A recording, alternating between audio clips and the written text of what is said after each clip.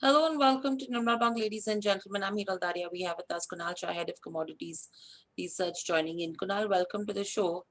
Overall, what's the view that you have with regards to where the dollar index goes, taking into consideration the PCE data that everyone is watching out for now? Yeah, the PC number are 2.5 in line with expectations, so not a major concern. But the fact remains is that the inflation in US is really getting hot, and that is not good sign, and that is basically going to cap the downside in the dollar index. So, in spite of bearish data, housing data, we saw the dollar index did not weaken. So, it seems that 9150 9140 is the near term floor for the dollar index. Okay. Taking that into consideration, how do you see gold and silver moving? Gold and silver, okay, both are looking slightly positive only to me, and I think buy it dips is the good strategy. The last on Wednesday we said that the gold can test 300, 48 300, and we saw that levels was basically 47 300 was targeted. Now today also I recommend to go long only in gold, 47,000 around those levels you can go long.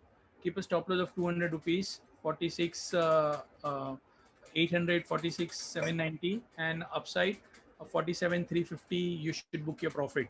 Silver also 68,100, 68,000 you can go long. Keep a stop loss of 67,700 and expect prices to move up and test levels of 68,550 to 600. Okay. Kunal, with regards to crude oil as well, today we did see some bit of a dip that did come in. Uh, do you think this kind of downtick that could continue, or is this just a normal volatile trade that we are seeing? Yeah, so oil is really make, testing everyone's patience. Fundamentals are not that bearish, but at the same time, like I always say in my webinar, I don't know what is going to happen to the Iran US deal, and that is something which is keeping me uh, aside to give very bullish call on crude oil. So for evening session, I'm expecting it can go down in test levels of 53.70, 54.30 selling level, 54.70 should be a stop loss. Okay. And overall, if you go to see with regards to where base metals are concerned, you know, you are seeing copper and tin prices which are showing some bit of hesitancy, especially with regards to where LME goes. However, most of the other base metals were looking pretty much robust.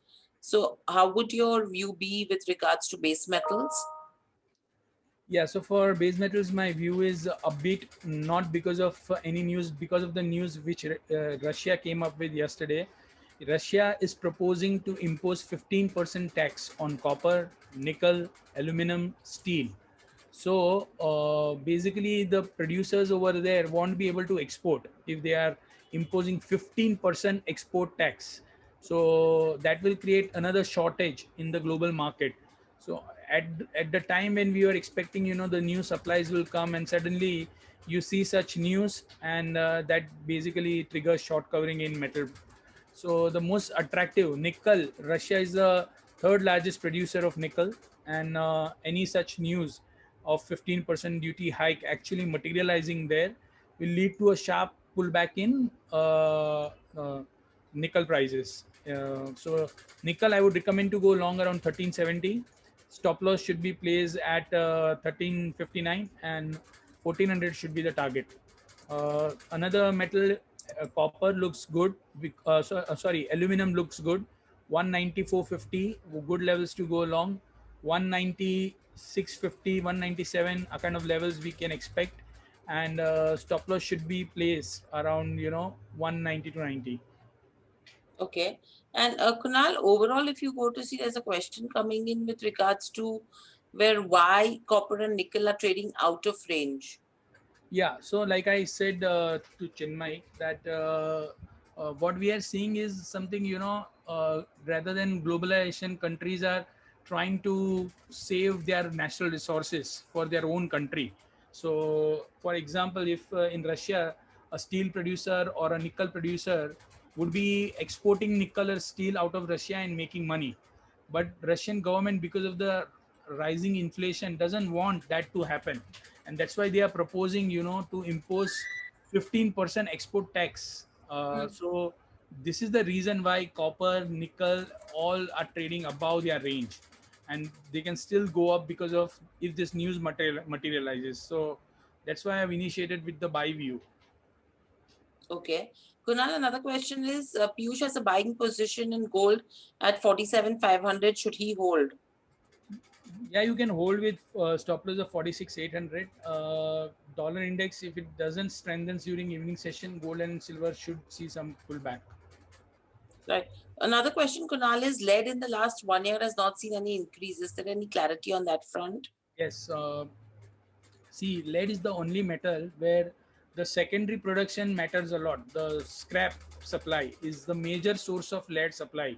So more than 40% of the lead supply comes from the scrappage. So we have seen a higher scrap coming for lead, and that has resulted into higher supplies in lead. And hence, if you look at what happened to copper, zinc, nickel, aluminum, and you look at what happened to lead, that's the reason why lead is not able to move up.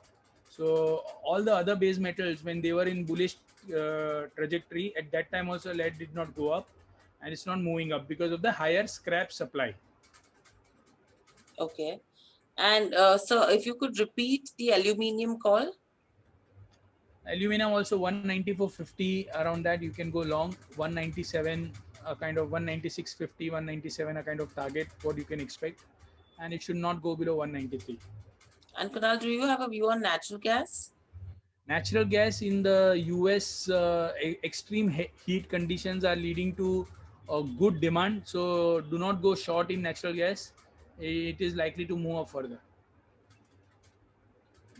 Right. So overall, that's what it's looking like in terms of a commodities as a market is concerned. Thank you, Kunal. Thank you, participants as well.